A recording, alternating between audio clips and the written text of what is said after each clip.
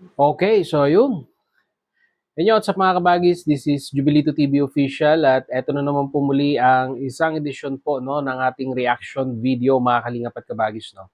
Pero bago po lahat, syempre po, shoutout po muna natin Kuya Val Santos Matubang, Ate Edna Vlogs at Kalingap Rab. Sa ating mga Kalingap netizens at Kalingap subscribers, ayan po, mega love shoutout po sa inyong lahat. So ito na nga mga Kalingap at kabagis. No? So sino po ang hindi pa nakapanood ng episode 100 po ng Jomcar? Malamang sa mga sumusuporta po sa tambalang ito ay hindi nyo po pinalampas yung premiere nung isang araw, no, mga kalingap at kabagis, dahil sa tinagal-tagal po ng panahon na hindi po nag-upload si Kalingap Rab sa kanyang main channel in regards po dito po sa kanyang mga love team, ay ito po yung masasabi nating bukod tanging love team na nag-comeback after ng matagal na pamamahinga po ni Kalingap Rab dito po sa kanyang main channel. At na-tsempo pa nga po mga Kalingap at Kabagis na episode 100 no, ng Jomcar or yung tambalang Jomcar, mga Kalingap at Kabagis. So ang tanong ng sambayan ng Pilipino or sambayan ng community po ng Jomcar ay tuloy pa kaya or ito na po yung last na masusubaybayan po natin dito po sa dalawang ito. Kung i-analyze natin mga kalingap, mga kabagis, ang part 100 po ay it is not all about pamamaalam. Hindi ito yung uh, hindi ito yung ginawa or nilikha ni Kalingap Rab para mapanood at kalungkutan ika nga no ng community po ng Jomcar. Bagkos kung i-analyze po natin ito pong part 100 po no ng episode po ng Jomcar, it is very promising po no. At sa mata po ng mga tumatangkilik sa love team na ito ay marami pa ang pwedeng mangyari sa tambalang ito. No? Ito po'y simula pa lamang muli para sa taong 2026 ng mga aabangan ng mga viewers or ng mga Jomcar supporters dito po sa dalawang ito. Wala po tayong nakitang tuldok doon po sa part 100, 'di ba? Tanging memories lamang po yung binuo ng dalawa doon po sa Vietnam. At wala po tayong nakitang pamamaalam, no? Wala po tayong nakitang kalungkutan dito po sa dalawang ito. Bagkos ay parehas po silang nag-enjoy, although medyo na late ng dating itong si Carla. Pero all in all, yung stay po nila sa Vietnam is, sabi nga po no, ng mga supporters po ng Jomcar, ito po yung pinaka kakaibang episode ng Jomcar sa lahat po ng napanood nila.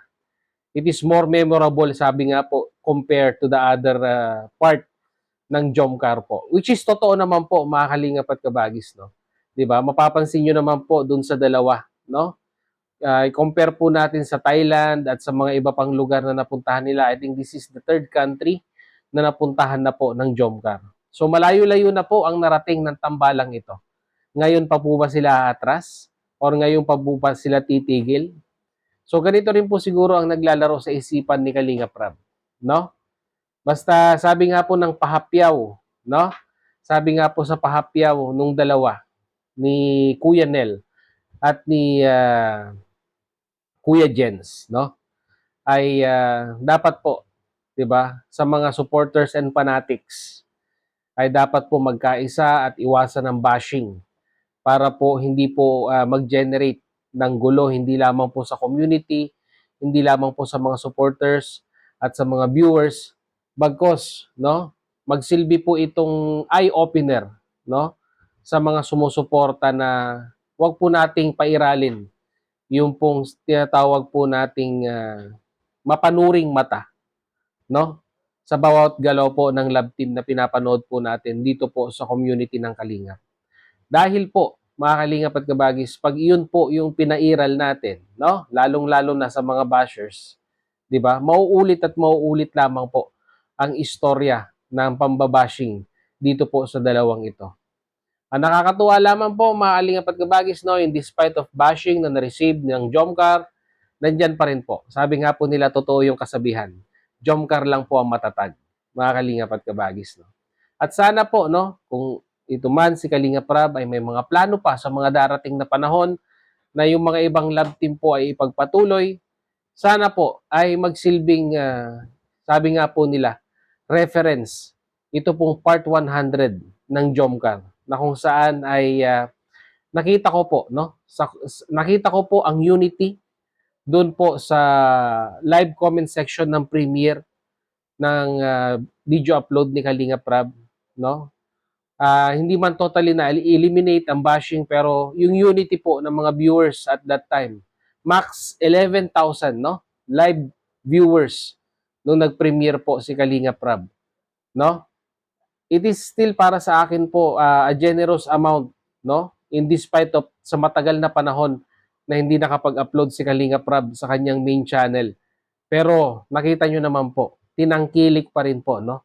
Ng mga supporters po ng Jomcar. Hindi lamang po ng Jomcar, mga Kalingap at Kabagis, no? Tinangkilik ng mga sumusuporta kay Kalinga Prab ang muli niya pong pagpipremiere sa kanyang dito po sa kanyang official YouTube channel. So siguro kung na lang po, no, magpahapyaw na lang po tayo ng mga highlights, no? Mga Kalingap at Kabagis ng kiligan ng Jomcar dito po sa Vietnam. Simulan po natin sa kanilang pagkikita sa airport at sa kiligan sa roller coaster. And at the same time po, no, yung last part na kung saan ay nag-uusap po sila doon po sa pamosong yung may kamay na may tulay, ika nga, no? So muli po doon po muli nabuo ang panibagong pangarap ng Jomcar na aabangan po, no, ng mga supporters ng dalawang ito.